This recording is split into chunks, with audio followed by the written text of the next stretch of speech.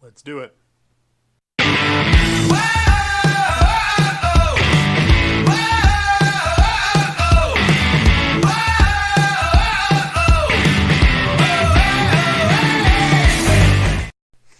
Hi everybody, what's going on? So, it's Too Tall, Joe, whatever you want to call me.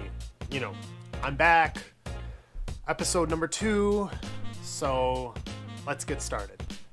So, before I get into talking about my teammate Anthony's fight that happened a couple weekends ago, just kind of give you a quick summary of everything that's going on. I've been doing a lot of training. It's been snowing here. You know, it happens. And I'm getting ready to go to Austin next week, so getting pumped about that. So my training partner, Anthony Gugino, the Spicy Meatball, he had an MMA fight, and I don't want to quite spoil what happened, but took a little montage of everything that happened behind the scenes. Felt kind of weird filming the fight. You could definitely find it over on YouTube on the Full Contact Promotions page. And I'll put a link to that in the description. So here's some behind the scenes footage of everything that happened. Oh, no, wait, hold on. That's the wrong music. Okay, wait, ready?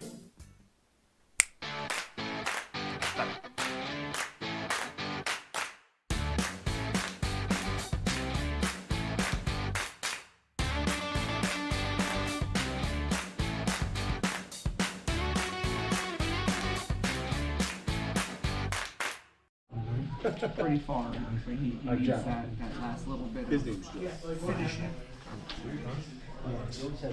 He was loving every minute. We were sitting there shot at like maybe 2 hours. Just sparring at each other. So something that just today I found out this problem. It's that day? Oh, it's here. And then I thought, as soon as he jabbed me, I'm like, I wasn't ready for.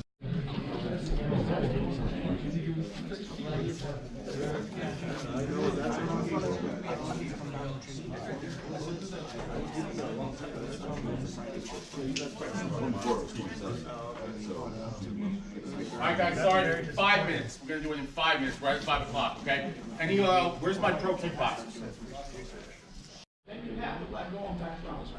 So if I clinch, Dave, I can deliver a knee, then I can push off and continue my strike, okay? If you clinch for more than one knee, we're going to get in there and break you off right away, all right? So there's no continuous clinching like Muay Thai where you can sit there with the knee. It's one strike, all right?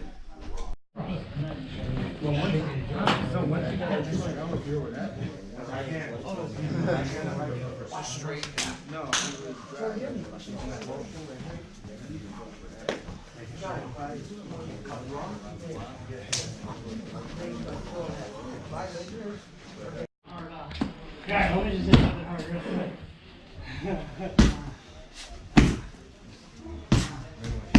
We're gonna break it. Serious, I don't like it. Colin loves them. I think Colin's touched me. I don't love these.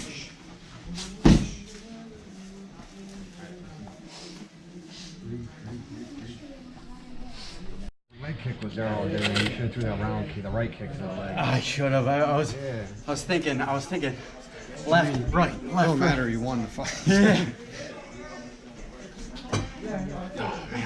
That was awesome. How'd it feel? Amazing. Win or lose, I booze. So I didn't get any actual footage of the fight because I didn't want to toe that line between not being present in the moment in the corner, being able to yell out instructions, and I didn't want to just be that guy sitting there in the corner with a GoPro, you know, not paying attention. So he won the fight. He got a cool submission. Ude Garame. And we actually took some footage of how he got in that position. It's one of his favorites from Keisakatame. And here's the video. Alright, here with Sensei Anthony Gugino, and he won his MMA fight last week. Let's go, folks. So he's going to show us how he won, okay? Alright, take over. Yeah, so I like to do an udigurami from the ground once I get it on top of the guy in my kesikatami position. So I'm gonna have Coach Joe down on his back. So we'll get to kind of the finishing part. So I'm in my kesikatami. For judo, this is a pinning technique that I like to get into. I feel real strong. Same thing with wrestling. I can pin in this position, but obviously in a fight we got to finish it. Same thing with jiu-jitsu. So one of the keys to this, a lot of people like to hold and pinch down here, and it is a good hold, but I prefer to get it a little bit tighter. So with my right hand that's around the head, I like to get as deep as I can on the thigh. I can get it deeper and get a better grip. And then also this frees me of having to hold on to his arm. So now I can fight with him arm against arm, but I have body weight and ability to move. Where when I get into this position, Coach Joe's kind of tight in there. The other key to this too is getting onto your toes and putting weight into them and turning your hips out slightly. I don't want to go fully with my back to him, but I want to create pressure. So from here, guys are typically going to do one of two things. Either hold on, try to roll me, and then I just put more weight onto him and push this arm out. If he plays ball with me, he's going to try and fight me here. So I have 3 different options, and whatever comes to me, I do. So I start fighting with this hand. I try to get a hold of the wrist so I'm in better control, and I'm not fighting his hand. So I try to get to the wrist. If his arm goes straight out, I'm on my toes, I bring my leg up, just get the heel pass. After that, you're golden. So I either can straight arm bar and crank on the head at the same time. If his arm bends where we get a crook and it's 90, even perfect, even better. I like it behind the knee. I don't want it down by the calf because then we're in between 2 of them.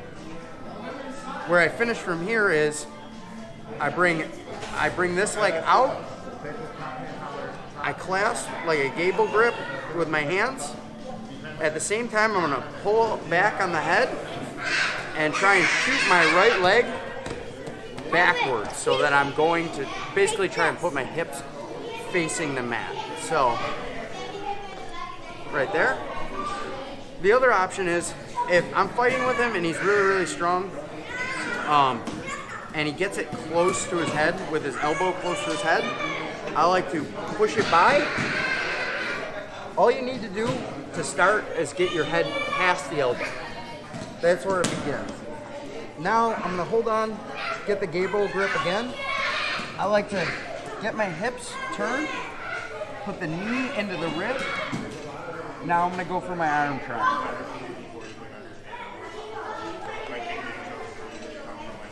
And that's it. That's it. Awesome. All right. Thank you very much for showing us. Thank you. It's a really powerful position, if you couldn't tell. It sucks being stuck in, and especially with someone who knows how to use their weight, it's not going to feel very good. So I'm going to Austin this Thursday, and I'm excited. Never been, but I know I'm going to have a good time. I'm going to go hit up Sinister BJJ, because that's where Justin from Fight Back CBD, that's where he trains. And I'm gonna try and hit up some other gyms too. I know there's the On It Academy down there with the 10th Planet Austin. I'm gonna drop them a line and see if I can come in, train some rubber guard. Love me some rubber guard. You know, when I'm doing no-gi, it's one of my go-tos. Flexibility and just having a bunch of different options. You know, not being stuck in only one type of guard, being able to kind of experiment and play around with some things. So I'm excited about that. I gotta go pack for my Austin trip. I just want to thank everybody for watching the video, you know, commenting, subscribing, you know, doing all those things. But there's one thing that I want to talk about first, and that's like button abuse. everyone says, yo, smash that like button. Yo, take that like button, obliterate it. No, not me. Not anymore. So what I want you to do is I want you to just click on the like button. There's no reason to have to go and abuse like buttons. What did they ever do to you? Just trying to show some love. So show them some love. Okay, I gotta get going. I gotta go pack. Usually I pack at the last minute, but I don't want to forget anything. But I'll probably end up packing at the last minute again this time. So, next time.